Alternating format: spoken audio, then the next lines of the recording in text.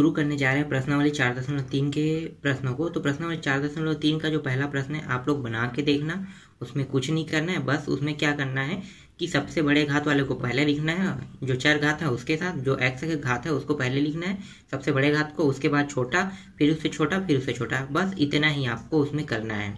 तो हम इसको छोड़ देते हैं, फिर आगे बढ़ते हैं प्रश्न क्रमांक 2 की ओर। तो प्रश्न क्रमांक 2 है, भागफल ज्ञात कीजिए एवं बताइए कि क्या भाजक भाज्य का एक गुणनखंड है। तो इनमें से हम पहला प्रश्न देख लेते हैं। पहला प्रश्न क्या था कि x² माइनस 11x प्लस 30 को x माइनस 5 से, ठीक है, भाग देना है हमें।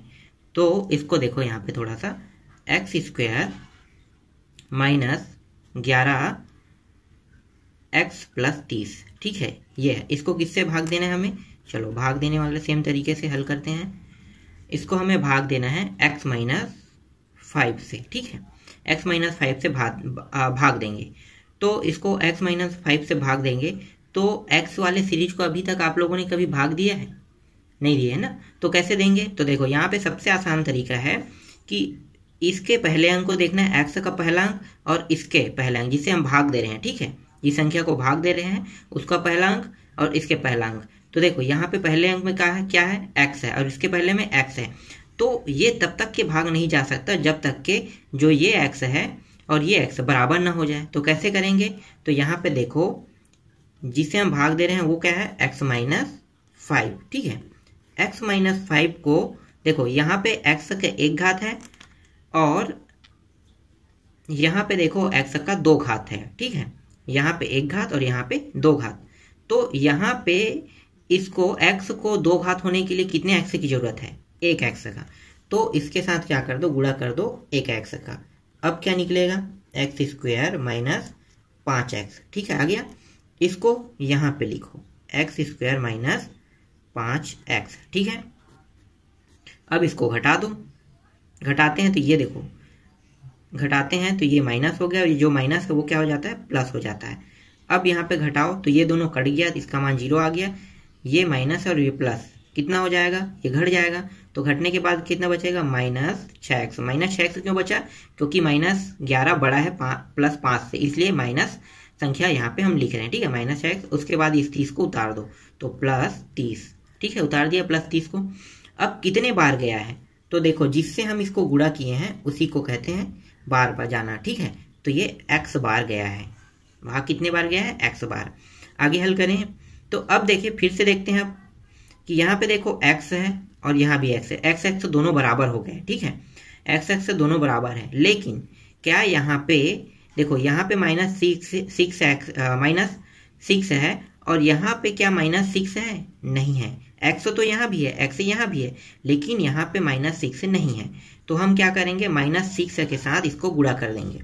तो ये हो जाएगा x माइनस 5, फिर ये माइनस 6 के साथ इसको गुणा कर दिए तो ये आ जाए, ये आ गया माइनस 6x और ये माइनस माइनस कितना हो जाएगा, प्लस हो जाएगा, और ये हो जाएगा, ठीक है, 30।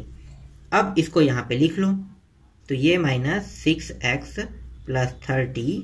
अब घटा दो तो देखो ये माइनस था तो क्या हो गया, प्लस हो गया घटाने पर, और ये प्लस है तो क्या हो जाएगा, माइनस हो गया। अब देखो ये माइनस और ये प्लस 0 हो गया, ये प्लस ये माइनस ये भी 0 हो गया, ठीक है। तो 0 आ गया और कितने बार गया ये, माइनस 6 बार। जिससे हम इसका गुणा करेंगे इसका उतने बार ये जाएगा, तो ये माइनस 6 बार गया, ठीक है। अब यहाँ पे देखो 0 शेषफल प्राप्त हुआ।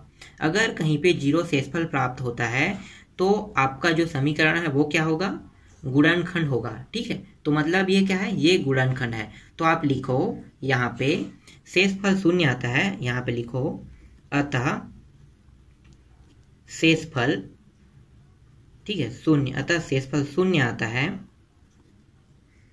0 आता है।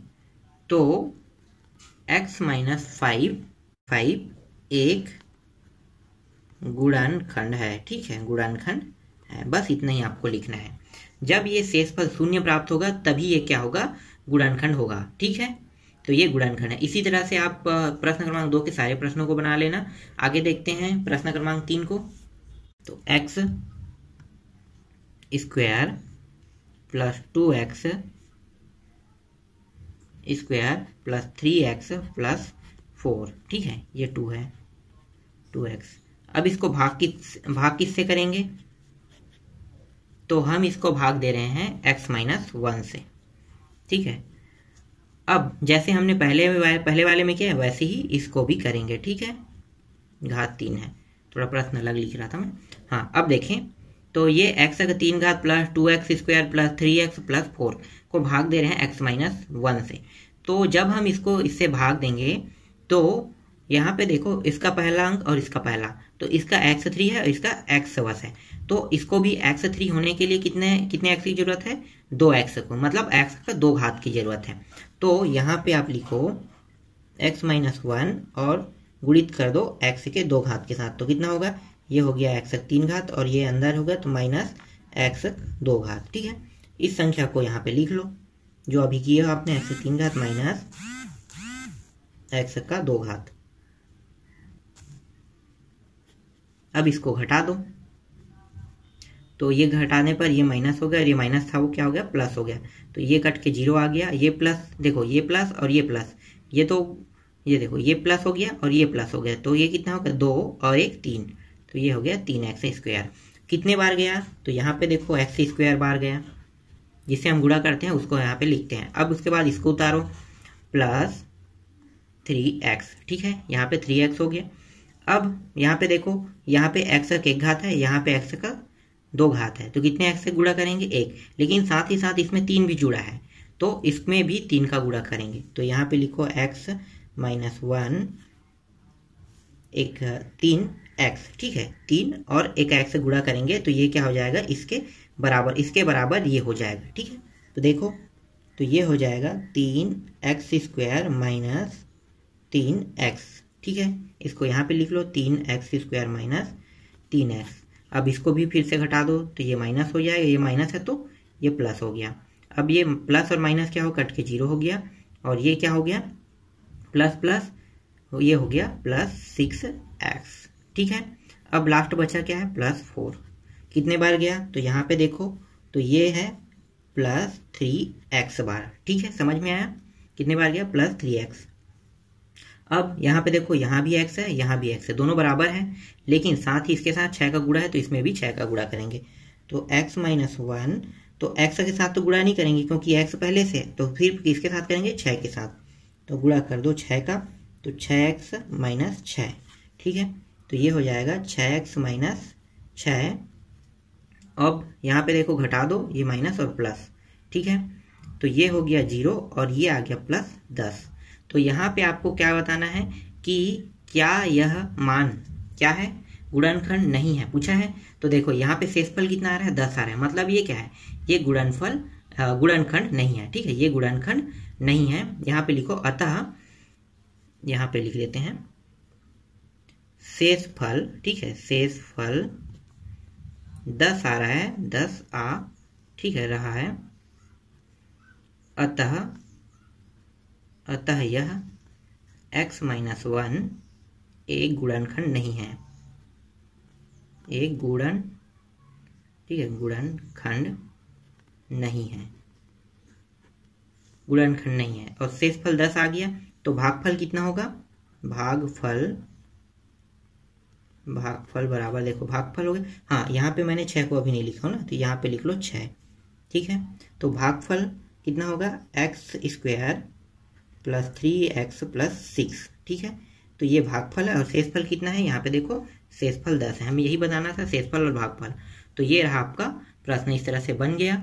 आगे बढ़ते हैं कि प्रश्न क्रमांक 3 के सारे प्रश्न सेम ऐसे ही बनेंगे, जैसे मैं बताया वैसे ही आप लोग बना के देख लेना, ठीक है। आगे बढ़ते हैं, अब देखते हैं प्रश्न क्रमांक 4। भाग देकर जांच कीजिए कि क्या भाज्य बराबर भाजक गुणित भागफल प्लस शेष। तो हमें क्या बताना है, पहले भाग दे के देखना है, उसके बाद जो नीचे में दिया है उसको उत्तर की जांच करने के लिए इस जो सूत्र दिया है इसमें हमें मान को रखना है, ठीक है। तो पहले भाग दे के देख लेते हैं। तो पहला प्रश्न लेते हैं, इसमें से भी क्या है, m square minus 3m plus 7, ठीक है। ये जो है इसको हमें भाग करके देखना है, तो भाग कर लेते हैं m माइनस 2 से। ठीक है। m-2 से भाग कर लो, तो जैसे हमने पहले किया था वैसे ही इसको भी करेंगे। देखो ये एक m है, इसको तो m का स्क्वायर होने की कितने m की जरूरत है, 1 m की, तो m के साथ गुणा कर दो, तो ये आएगा m² - 2m। इसको यहाँ पे लिख लो m² - 2m। उसके बाद घटा दो, ये घटाएंगे तो ये माइनस प्लस, प्लस माइनस में हो गया। अब ये देखो ये कट के 0 हो गया, ठीक है, इसको 0 लिख लो। और ये क्या है, ये प्लस में है, ये माइनस में है, तो माइनस m आ गया, क्योंकि -3 बड़ा है 2 से, ठीक है, और प्लस 7, और कितने बार गया, m बार, तो ये हो गया m बार। देखो m है, m के साथ जुड़ा होते हैं, फिर से लिखो m-2। अब यहाँ पे देखो m बराबर है, यहाँ भी m बराबर, लेकिन यहाँ पे माइनस लगा है, तो -1 के साथ गुणा कर दो, तो ये हो जाएगा m -m, और ये माइनस माइनस क्या हो गया, प्लस हो जाएगा, +2, ठीक है। इसको यहाँ पे लिखो, तो ये -m + 2। अब ये माइनस, अब घटाते हैं हम लोग भाग की विधि में, तो घटा दें फिर, तो ये माइनस क्या हो गया, प्लस हो गया, और प्लस जो है माइनस हो गया। अब यहाँ पे कितना बचा, ये 0 हो गया, और ये हो गया, ये प्लस है और ये माइनस है, तो यहाँ पे बचा 5, ठीक है। और कितने बार गया, -1 बार, तो आपका मान कितना आ गया, m-1, ठीक है, मान आपका आ गया n-1, और शेष बचा 5, ठीक है। अब क्या करेंगे, हम सूत्र में मान रखेंगे। सूत्र क्या है आपका, तो सूत्र है, यहाँ पे देखो, भाज्य बराबर भाजक गुणित भागफल प्लस शेषफल, ठीक है, यही सूत्र है। इस सूत्र में लिख दो। तो भाज्य किसे कहते हैं, तो देखो ये भाज्य है, इसे भाज्य कहते हैं, ठीक है, जिसको हम भाग कर रहे हैं उसे भाज्य कहते हैं। तो ये भाज्य लिखो यहाँ पे m² - 3m + 7। उसके बाद क्या है, भाजक है, ठीक है, भाजक। तो भाजक कौन सा है, जो भाजक है वो है जिससे हम भाग कर रहे हैं, ठीक है, ये भाग कर रहे हैं, तो m-2। भागफल कौन है, जिसका हम भाग करने के बाद जो मान आ रहा है वो भागफल है, तो m-1 लिखो। और शेषफल क्या है, अभी जो मान हमने निकाला 5, वो शेषफल है, ठीक है, ये हो गया। अब इसको आगे हल करते हैं। तो यहाँ पे देखो m² - 3m के बराबर हमें ये लाना है, किसको, ये लेफ्ट हैंड साइड के बराबर राइट हैंड साइड को सिद्ध करना है, तभी हमारा क्या होगा, उत्तर की जांच होगा। तो हल करते हैं।